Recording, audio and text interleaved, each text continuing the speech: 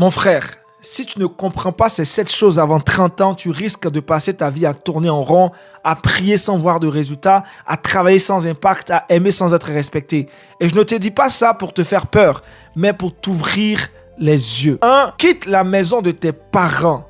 Abraham n'avait pas reçu sa promesse chez son père. Oui, Abraham n'a pas reçu sa promesse chez son père. Dieu lui a dit, quitte ton pays, ta patrie et la maison de ton père et va vers le pays que je te montrerai. Tant que tu restes dans la zone de confort, tu restes dans la zone de stagnation. Avant 30 ans, tu dois apprendre à marcher par la foi et non par le coussin du confort familial. 2. L'université ne garantit pas ton appel. Mon frère, Joseph n'est jamais passé par l'université pour devenir ministre. Daniel, lui, a été formé par l'esprit et l'intelligence de Dieu. Si ton appel nécessite des études, vas-y.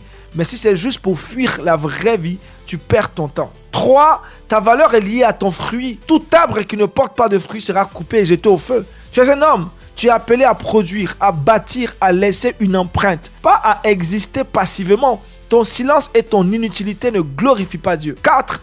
Les jeux de hasard ne remplacent pas la sagesse. La richesse mal acquise diminue, mais celui qui amasse peu à peu l'augmente. Tu veux être riche, sème, apprends, crée. Mais si tu penses que c'est avec un ticket gratté ou un pari foot que Dieu va changer ta vie, tu te trompes de royaume. 5. Personne ne viendra te sauver. Même Jésus, quand il est arrivé, il n'a pas pris les gens en charge. Il leur a dit, lève-toi, prends ton lit et marche. Ton lit, c'est tes excuses, ta paresse, tes traumatismes.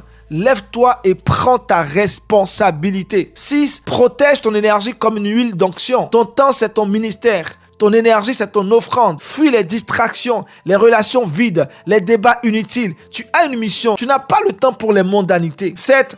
Apprends à créer. Tu es le fils de Dieu, donc tu es créateur. Dieu créa, Dieu dit, Dieu vit que cela était bon. Toi aussi, dis quelque chose, crée quelque chose. Et regarde ton œuvre bénir les autres. Frérot, ce monde n'appartient pas à ceux qui attendent. Il appartient à ceux qui comprennent, qui obéissent et qui bâtissent. Alors comprends ces 7 lois et construis ta vie sur le roc. Sinon, tu seras chrétien, mais toujours en train de mendier ta destinée. Papa God n'est pas du tout méchant. C'est ton frère Aniel Conan. Demeure richement et abondamment béni. Shalom.